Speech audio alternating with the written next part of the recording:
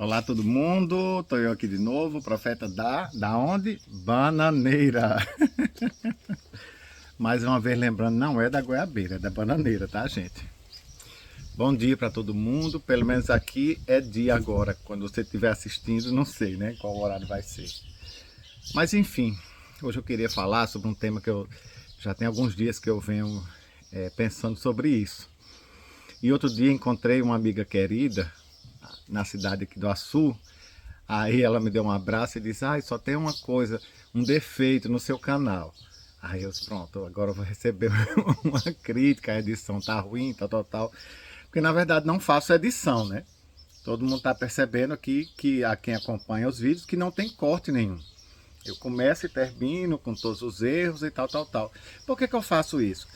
Eu acredito que para mim, sem criticar, é a forma de ninguém fazer, mas eu acredito que para mim passa uma coisa assim: não houve edição, ele falou besteira, não sei o que lá, para passar uma coisa bonita. Eu aqui falo com erros, tuço, pigarro, rio, erro, volta atrás, enfim. Mas eu passo uma mensagem completa do início ao fim. E aí, o que ela me disse foi: é porque falta regularidade nos seus vídeos. Você demora muito entre a postagem de um e outro. Obrigado, amiga. Vou seguir o seu conselho. Eu digo que não foi crítica, foi um conselho, foi muito positivo. E Gemima, estou aqui para lhe agradecer. Enfim, o que eu quero falar hoje é sobre as maldades que as pessoas fazem em nome de Deus ou usando o nome de Deus. Vamos partir aqui do princípio de que quando Deus escreveu na tábua dos 10 mandamentos e entregou a Moisés para que Moisés passasse para o povo quais seriam os 10 mandamentos, um dos primeiros que tem lá é: não matarás. Então, essa determinação, essa ordem, ele está falando de não matarás, acredito que se referindo apenas a pessoas, né? Até porque se ofereciam animais em sacrifício e tudo mais. Então, assim, não tem assim, não matarás, mas nessa condição X e Y você pode matar. Tudo bem, não vi isso, não tem exceção. E aí, então a gente entende que a mensagem de Deus aí é para não matar as pessoas. E eu acredito que em hipótese alguma. Aí vem o que é que acontece. A gente vê no Antigo Testamento o povo de Israel em guerra contra os outros países, as outras nações, tudo por conta de... Essa guerra se estende até hoje por conta de... todo mundo se diz dono daquele lugar ali, né, em volta daquela região da Palestina. Todo mundo se diz dono daquilo ali. E até hoje vivem em pé de guerra, todo mundo sabe da situação que existe, por exemplo, ali na faixa de Gaza. Isso não é de hoje, isso vem de milênios.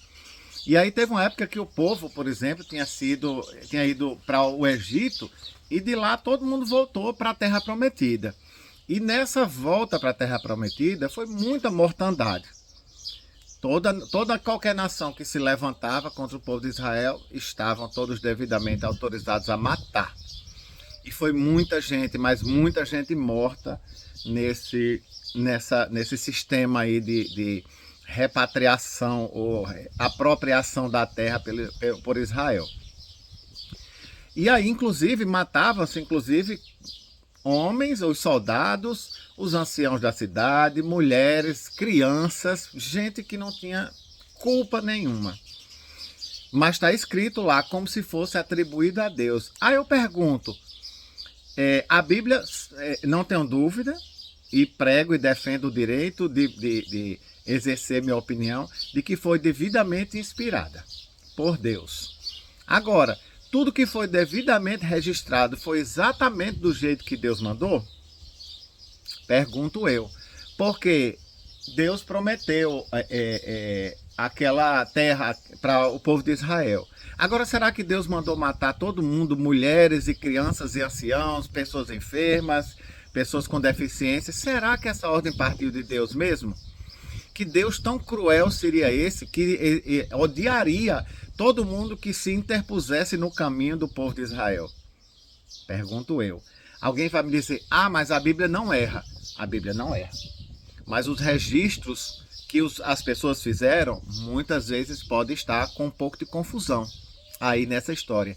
E aí, quem venceu a guerra, o lado vencedor, todo mundo sabe, quem estuda história, a guerra é contada pelo lado vencedor.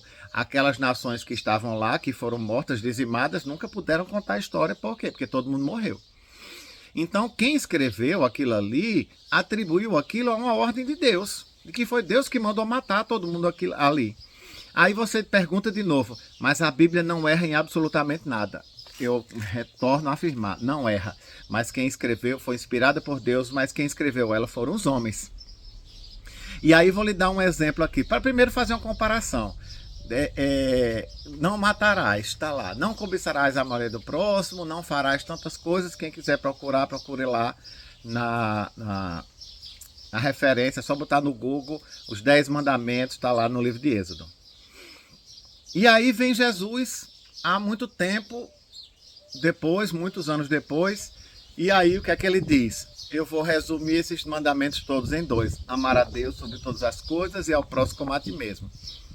Amar ao próximo como a si mesmo significa que se você não tem a coragem ou o ódio contra a sua própria vida para retirar a vida, para se matar, você também não deve fazer com o outro. Se você amar a Deus sobre todas as coisas, você vai enxergar as pessoas com o olhar amoroso de Deus.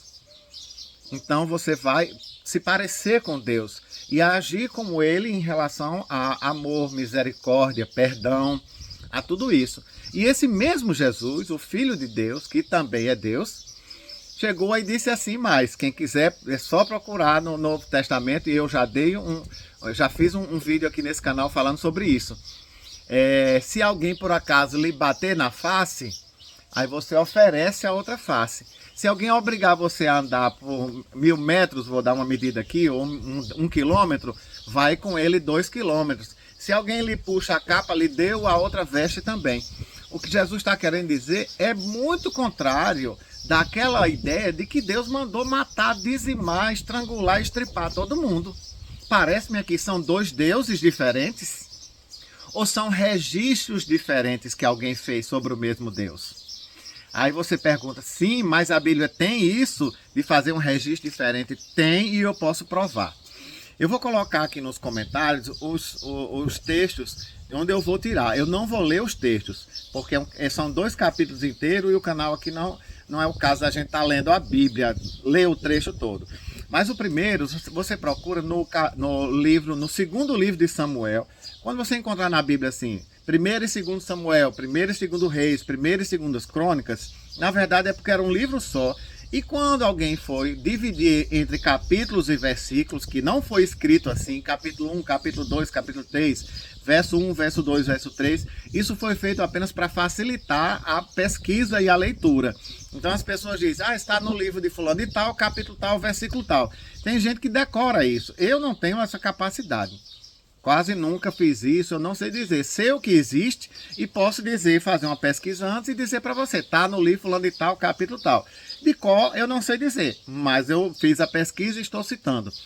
Então quando você assim, 1º e 2º Samuel é um só livro que foi repartido em 2. E aí um tem não sei quantos capítulos, o segundo tem 24 capítulos. Nesse capítulo 24, no último capítulo do livro de 2º Samuel, você vai ver assim, começa lá o capítulo. Deus incitou Davi, ou o rei Davi, a gente está falando aqui, o pai de Salomão. Colocou no coração dele, soprou no ouvido dele, sugestionou para ele. Pode ser qualquer uma dessas traduções, dessas versões. Mas na minha eu colocou incitou, ou como que assim, vai lá Davi, faz isso aqui. O que era isso aqui? É fazer um censo demográfico das pessoas lá de Israel. Das pessoas dos judeus que estavam naquela região, das 12 tribos. E aí Davi mandou fazer a contagem. Quando terminou essa contagem, aí Deus se irou contra Davi e disse assim, olha, você tem 3, eu vou castigar esse povo por causa do seu pecado. E isso é conhecido até hoje pelos teólogos como o pecado de Davi. E aí ele disse assim, você tem 3 opções, ou eu trago uma peste para matar um bocado de gente, ou eu trago fome e a terceira eu esqueço. Aí Davi disse assim, eu não quero cair nas mãos de Deus, se esquivando do pecado dele. E Deus então trouxe uma peste que matou mais de 70 mil naquele ali. Pergunto, foi Deus que mandou fazer o censo? E aí Davi fez. Depois que fez, Deus mandou matar o povo porque Davi tinha feito aquele censo. E agora? Como é que vocês me explicam isso? Que Deus manda uma pessoa fazer uma coisa só para depois matar, dizimar o povo, uma parte da população. É a primeira parte da questão. Se você for um pouquinho mais adiante para o livro das Crônicas, e eu fiz a anotação aqui, é o primeiro livro das Crônicas, no capítulo 21. É a mesma história. Eu peço que vocês leiam 2 Samuel capítulo 24 e 1 Crônicas 21. É a mesmíssima história, Davi mandando fazer o censo, tal. Só que no início do capítulo vai constar assim: e Satanás, ou o diabo, ou o inimigo, colocou no coração de Davi, ou soprou no ouvido de Davi, para que ele fizesse o censo demográfico das pessoas lá, dos habitantes de Israel. E o final da história é o mesmo, Deus também dizimando aquelas pessoas. Bom, então a Bíblia não erra. Não erra. Continuo dizendo que não erra. Porém, em 2 Samuel 24, diz que foi Deus que colocou no coração de Davi. E em 1 Crônicas 21, diz que Satanás foi que colocou no coração de Davi. Então, e agora? Quem foi que colocou no coração de Davi para fazer o censo? Deus ou o diabo? A Bíblia erra? Não erra. Mas quem faz os registros, quem escreve, que é o homem, esse erra. Então a gente pode observar algumas contradições. Não, são aparentes contradições. Foi Deus ou o diabo? Está tudo na Bíblia. Se a gente disser que a Bíblia não tem erro de registro nenhum, mais à frente eu faço uma pesquisa. Já fiz uma pesquisa, também já encontrei erro de data. Um autor escreveu uma data tal e outro escreveu uma data tal. Os homens são falíveis, os homens erram. Então eu imagino que essa teologia de Jesus diz que não matarás de forma alguma, inclusive se alguém bater na sua face e você der a outra, é contrário àquele registro que existe na Bíblia, de que Deus mandava dizimar aquelas nações todas. Ora, Deus não tinha o poder de fazer tudo sem que o homem fizesse. Por exemplo, quem procurar ler sobre a Batalha de Jericó, que os homens fizeram por 7 dias, cercaram a cidade, e depois os muros caíram sozinhos, por um milagre, por obra divina. Mas eu não vou me adentrar nesse assunto. O que eu quero dizer, nesse resumo com tudo isso, é que registros são feitos, coisas são feitas, e tudo atribuído em nome de Deus ou por ordem de Deus. E os homens assim matam, os homens assim roubam, e os homens assim fazem muitas coisas. Ah, mas aquele povo era ruim, não sei o que lá. Tá, o povo era ruim no passado. Agora todo mundo é muito bom, né? Deixa eu passar só para alguns séculos após essa história toda.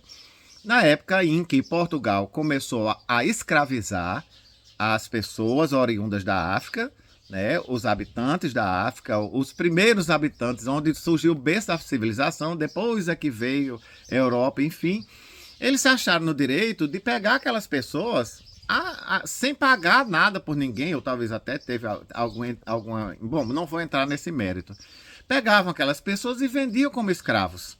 E aí muitos países, e agora o nosso aqui no Brasil, pessoas inclusive que eram de famílias reais. Não era só a ralé, o povão, não. Eram famílias reais. Existiam verdadeiras monarquias na África. E foram vendidas, e foram escravizadas, e foram surradas, e foram mortas. Ah, mas o povo era ruim. Era ruim. Continua sendo ruim. Mas você sabia que existia acho que era uma bula papal, autorizando Portugal a fazer isso? Ah, a igreja fez... autorizou, inclusive dizia que os escravos não eram homens, não tinham alma, era como se fosse animal. Os escravos não, os homens e mulheres e crianças escravizados. É um erro a gente dizer assim, as pessoas são descendentes de escravos. Ninguém é descendente de escravos, são descendentes de pessoas que foram escravizadas. É diferente.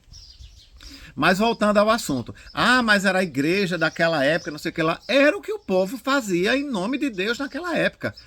Mas eram pessoas da igreja católica, os evangélicos não fazem isso. Os evangélicos fazem também, continuam fazendo. Por exemplo, existe uma guerra eterna entre protestantes e católicos na Irlanda. Se matam em nome de Deus até hoje. Mas isso, aquilo, outro. Não tem isso. Não quero saber de diferença de denominação. Eu estou falando de pessoas que se pautam supostamente na Bíblia e supostamente em nome de Deus cometem atrocidades. Ah, mas hoje não faz isso. Tá. Você pode não estar escravizando pessoas hoje em dia, mas você, dentro de muitas igrejas, aparece ali uma prostituta, aparece ali uma pessoa, sei lá, um travesti. Aí o que é que vai acontecer? As pessoas primeiro vão todo mundo parar, olhar com aquele olhar assim de espanto e vai começar o julgamento. Ah, mas aquela roupa é roupa de puta. Ah, mas aquele homem se veste de mulher. Uma coisa totalmente errada sobre ideologia de gênero aqui, que eu não vou tocar nesse assunto agora. Ah, mas não sei o que lá. Continua fazendo as mesmas coisas em nome de Deus, só não pode matar. Mas se pudesse, mataria. Quiçá se não tem. O Brasil é o país onde se mata o maior número de transexuais e travestis. Quem sabe se não tem aí alguém, um religioso, querendo fazer uma limpeza, uma faxina espiritual, moral, étnica, sei lá, e matando esse povo. Ah, mas não faz isso? Faz. Mata todos os dias com preconceito, mata-se todos os dias com julgamento, continua se fazendo, as pessoas continuam fazendo maldade, tudo em nome de Deus. Aí voltando, chega uma prostituta, um travesti, quando muito acolhem, é assim, perguntar, você quer aceitar Jesus? Se a pessoa disser que sim, quem é que vai visitar a pessoa naquela casa? Quem é que vai cuidar? A única coisa que vão querer é mudar a vida das pessoas, querendo fazer o papel de Deus. Não, mas se você mudar, aí você pode ser aceito. Se você se tornar como um de nós, você pode ser aceito entre nós. Ainda dizem mais, coloca o Espírito Santo na jogada, porque o Espírito Santo é quem faz a transformação. É você quem está querendo fazer a transformação naquela pessoa, naquela vida. Então você também está cometendo maldades em nome de Deus, ou usando o nome de Deus. Todas as vezes que alguém chegou até Jesus, ele nunca jogou ninguém fora. E ele disse, a quem vem a mim, de maneira nenhuma lançarei fora. Inclusive a narrativa da mulher adúltera, que segundo a lei local era para ele ter mandado apedrejar. E aí ele fez o quê? Quem não tiver pecado, ou seja, cada um olhe para a sua consciência e veja se sou eu quem estou mandando matar. E como não era ele quem estava mandando matar, ela não foi morta e ele disse, perdoados estão seus pecados. Então vamos parar de usar Deus como desculpa para as nossas maldades. Vamos parar de nos esconder por trás da religião ou de uma religiosidade para satisfazer o nosso desejo mais íntimo de querer parecer ser mais santo ou ser melhor do que o outro. E vamos parar de colocar Deus na berlinda ou como escudo para as nossas ações ruins que estão. Eu não vou me delongar muito, porque o vídeo já está um pouco comprido e caberia talvez mais até um outro vídeo sobre isso. Mas por hora eu vou ficar com esse pensamento aqui, tá? Então vamos pensar sobre tudo. Se eu tiver mais uma inspiração sobre esse tema, eu volto a falar. Beijos a todos.